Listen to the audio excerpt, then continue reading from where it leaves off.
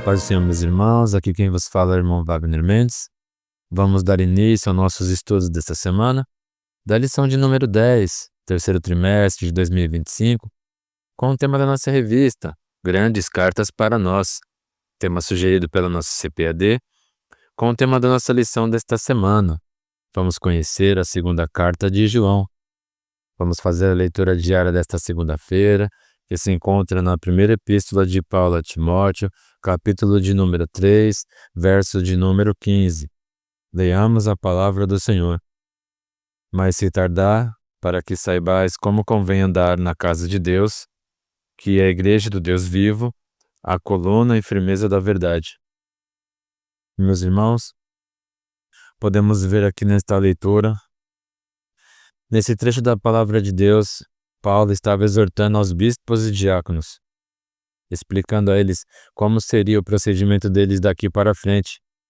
Após a morte de Jesus ressuscitou ao terceiro dia, deixou o Espírito Santo como consolador, os seus discípulos, para que pudessem levar o evangelho do seu Pai, o evangelho de Deus, o evangelho de Jesus.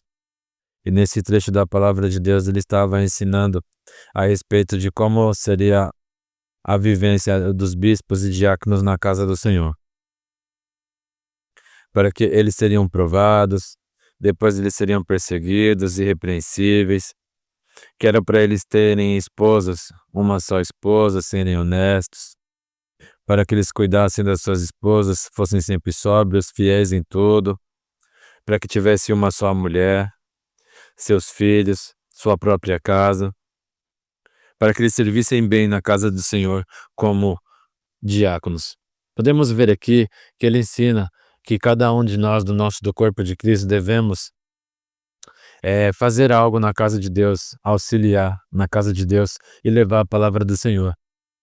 E que diante das mudanças do que tinha nos tempos antigos, que só deveriam ser homens de uma só mulher, de constituir sua família, de cuidar da sua família, da sua esposa, de seus filhos, trabalhar na obra do Senhor.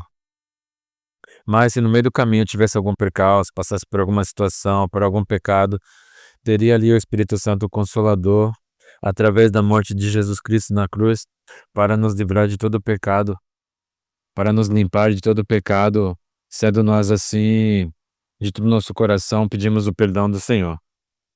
E se acontecesse de tardio, a gente soubesse como convém andar na casa de Deus, que era a igreja de Deus vivo, a coluna e firmeza da verdade, para que nós não deixássemos por muito tempo, mas que sim, fizéssemos a vontade do Senhor frequentemente, sempre.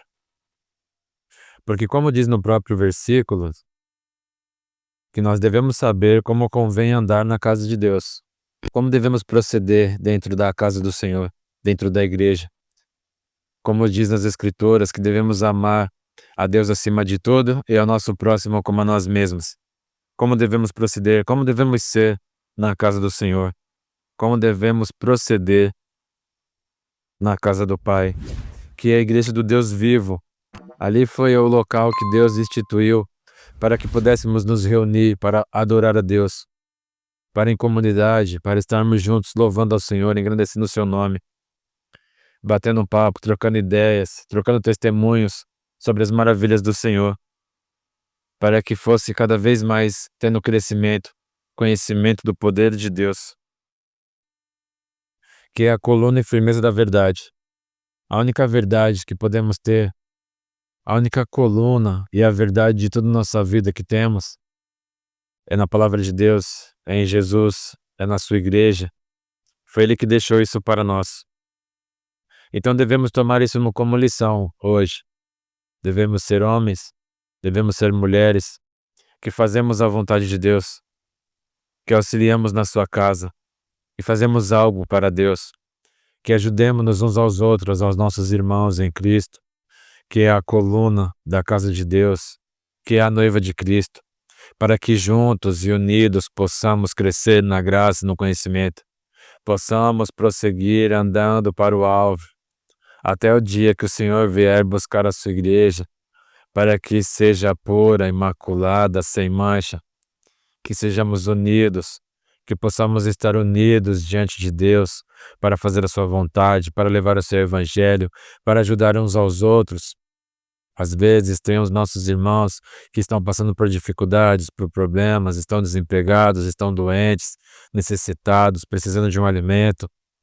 Que sejamos nós que ajudemos uns aos outros, que cresçamos juntos na graça e no conhecimento, que nos unamos a aprender a boa e agradável vontade de Deus, para que continuemos firmes na caminhada até a volta de Cristo. Que Deus vos abençoe.